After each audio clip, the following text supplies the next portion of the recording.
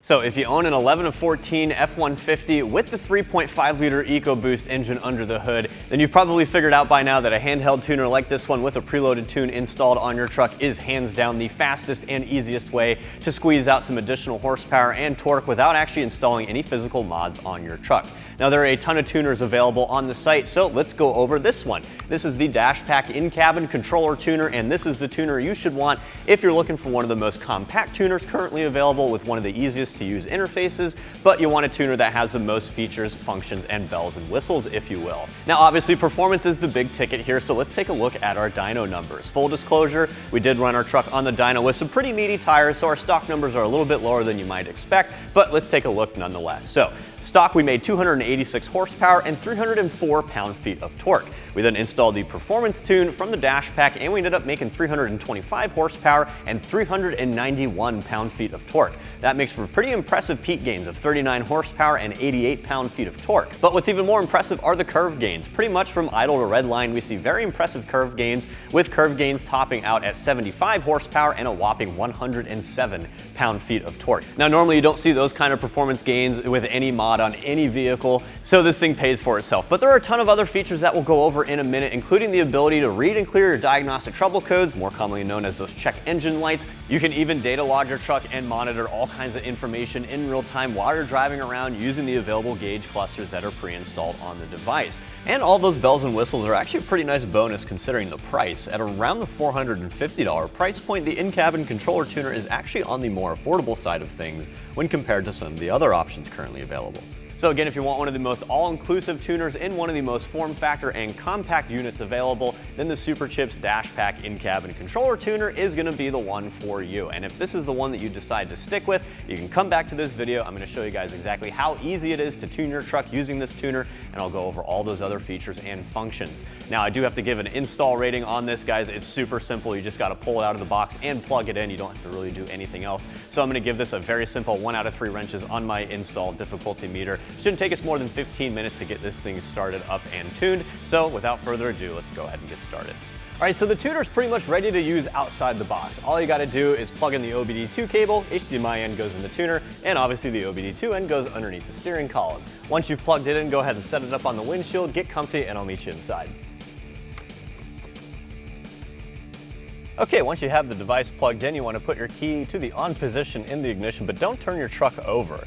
Once the device is powered up, it'll give you this little legal disclaimer, just letting you know that you should only use the device in a safe manner while you're not moving. Go ahead and click agree by hitting the return key. It's letting you know that it'll display this disclaimer 3 more times. Go ahead and click continue. At this point, the device will begin connecting with the ECU, and you have to make the appropriate vehicle selection, which obviously we're using our EcoBoost F150, so we want to select Ford. Now again, it's going to ask you to make sure the key is in the on position, and it's going to ask that you have confirmed the correct vehicle selection.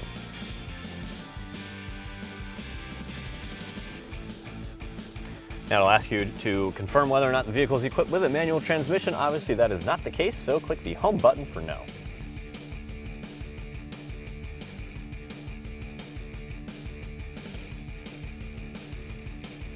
Now, once you've made your appropriate selections on those setup menus, it'll bring you to the home screen, which is technically the gauge cluster screen. But we're going to go over tuning our truck first, so we're going to select the home button to bring up our available applications.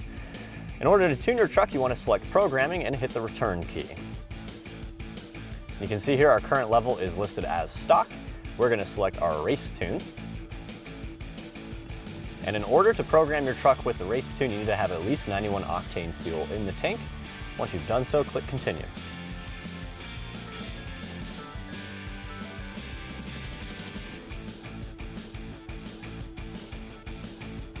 Now at this point, the Dashpaq will begin reading and writing a stock ECU file. That's in case if you ever want to return your truck to stock or if you run into any issues during the tuning process. While it's saving this stock file and while it's uploading the tune file to the truck, you want to make sure you leave the key in the on position unless instructed to do so otherwise. You also never want to unplug the device during the tuning process.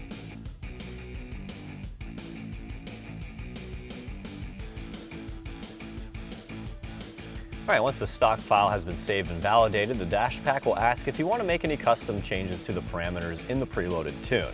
We are not going to be making any changes to the preloaded tune today, we're only interested in seeing what it can do out of the box, so we're going to click the home screen for no.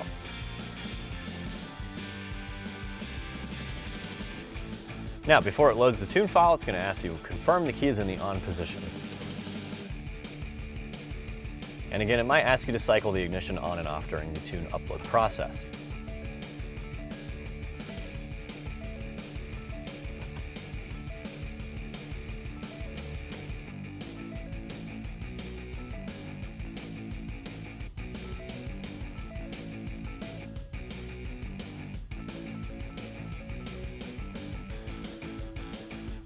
Now at this point, the Dashpaq is uploading the preloaded tune file. If at any point during this install process you notice any crazy lights or alarms on your dash, you can ignore those. Those are false diagnostic trouble codes, and the Dashpaq will clear those before the tune install is complete.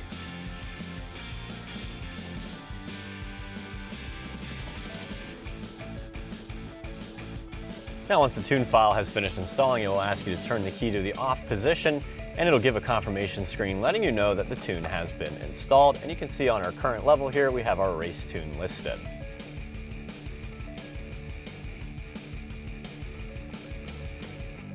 All right, now that we've gone over programming our truck, let's go over monitoring and changing our gauges in real time. To get back to the gauge screen, you want to press the home button. Now, if you want to make any changes to the gauge cluster as it sits, you want to press the enter key, and it will highlight one of the individual gauges. You can navigate to any of the individual gauges using the navigation menu. And if you want to select a gauge, go ahead and highlight that gauge of choice and press the enter button once again. Now this will bring you to the home screen for that individual gauge. If you want to change what information that gauge is displaying, you can select new PID by clicking enter. And once you click enter, it will bring up the select menu for the PIDs, and the PIDs are all the different parameters that the ECU is monitoring in real time, which you can display on the gauge cluster screen. Just to illustrate the change in the gauge, we'll select our cylinder head temperature instead of our engine coolant temperature. And you can see there, once you've made your selection, that new gauge data will display at the top. You can also set alerts for individual gauges. Simply select the alert settings. First, you have to turn the alert system on. It's going to let you know that the alert system will not register any alerts unless the engine RPM is greater than 400, and that's simply to make sure that you don't get any false gauges or false alerts rather. Click enter to continue. Then you have to turn on the alarm for the individual gauge itself. Once you've done so, you can also set an audible alarm which will beep, and you can also set the point at which that alarm will be triggered. We have a default value of 180 degrees, but you can set it to a more realistic temperature setting. And then if that temperature ever goes above that setting, you'll hear that alarm trigger. And if you want to exit the main menu for individual gauges, simply navigate to exit menu. And you can do the same for all the other gauges currently being displayed, and you can also change the layout of the gauge cluster itself. You can actually predetermine two gauge layouts that you can select by hitting the left and right arrows. And if you want to make changes to the layouts that you have available, press the home button and navigate to screen layout. Under screen layout, you can change the background of the device itself. And you can also change those two available gauge layouts from the available layout options here. We'll go ahead and we'll change our two available layouts to retro for one, and we'll change it to a needle or tachometer style gauge for layout number 2. Then you can go back to the screen with all your gauge clusters, and you can see we have both of our new gauge cluster layouts available to us. Now, next up on our list is records. Records will display the last known values of certain parameters that the ECU is monitoring while you were driving around. This is useful if you're benchmarking your truck.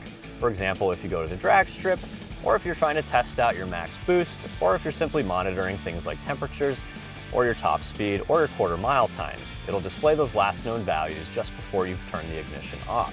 If you want to delete these values and convert them back to their default values, you can select Clear All.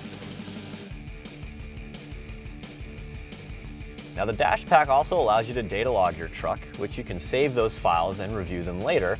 That's convenient if you're trying to do any custom tuning or if you're doing any advanced troubleshooting for your truck. In order to enable data logging, simply select the data logging function from the home screen and select one of the available data run files and turn them on. Once you've turned on one of those data run files, it will let you know that data logging will begin when you return to the gauge cluster display. And that in order to turn off the selected run, you have to return to the data logging menu and select that run file to turn it off once again. Once you've done so, you can use the provided USB cable in the kit. You can hook up the Dashpaq to your computer, and you can pull that data run file and interpret it at a later time. Another cool function of the Dashpaq is the ability to benchmark your truck in real time. You can actually conduct up to 3 tests, including a 0 to 60 time, a quarter-mile time. You can also estimate your horsepower based off of the metrics reading in the ECU. In order to start any of these tests, you simply select it with the return key, and the device will instruct you what to do next. Now, we're currently sitting in our dyno room, so we can't conduct any of these tests, but again, once you select the return button, all you have to do is mash the pedal, and the Dashpaq will begin benchmarking your truck. Once you reach that 60-mile-per-hour cutoff, the test will complete on its own, and it will display your distance, speed, and your overall performance. And the same applies to the other 2 available tests. Another cool function of the Dashpaq is the ability to read and clear trouble codes, which you can find under the diagnostics option. You can see here, once you select diagnostics, you'll see our trouble code option pop up.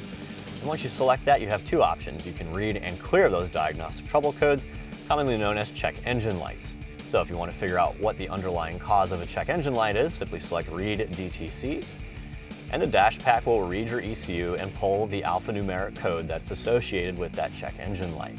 Once you've pulled that code, you can clear it, and it will turn the light off on your dash. Just know that if you don't fix the underlying issue, that dash light will probably return. Another cool function of the Dashpaq is the mileage coach. The mileage coach will track and monitor your real-time driving habits, and it will calculate your trip and your fuel costs based on your average MPGs. In order to set up the mileage coach, you actually have to select the mileage coach screen layout underneath the screen layout options. So come into your screen layout and select layout option 1, and then select the mileage coach. Once you've done so, navigate back to the home screen with the available applications and scroll all the way down to select the mileage coach application. And again, it'll give you a brief description of what the mileage coach is going to do for you. Go ahead and click OK to continue. And it's also going to let you know that you have to have the mileage coach layout in the layout option before you actually use the application. Now, in order to set up the mileage coach, you have to put in some information first, including your last fuel economy, which you can pull directly off of the dash because it's already recorded by the ECU. So go ahead and select your actual MPGs. We'll just select 2 MPGs for the fun of it. And then put in your current fuel price for your local area. We'll be optimistic and we'll say it's $1 a gallon. Once you've done so, the mileage coach will again track your current fuel cost and trip cost based on your driving habits. And while you're driving around, the mileage coach screen layout will actually display in real time how well you're doing with your trip and fuel cost based on your pedal position and your driving habits in real time. Next up on our list is the Maintenance Manager. Now, the Maintenance Manager is a very convenient function. It allows you to set alerts and service intervals for all the different service items that your truck may need. In order to do so, you have to activate the Maintenance Manager first.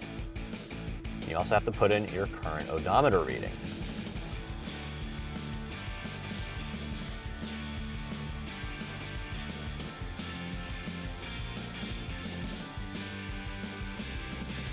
Once you've activated the Maintenance Manager and you've put your odometer reading in place, you can select the different maintenance items that you want to set alerts for.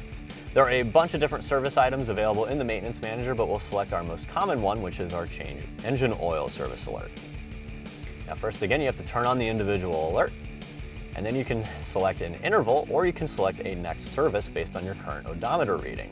So if you want to select a service interval, you can put in the amount of miles that you'd like to travel before that service alert displays. Or if you want to set the service alert for a fixed odometer reading, you can also do so in here.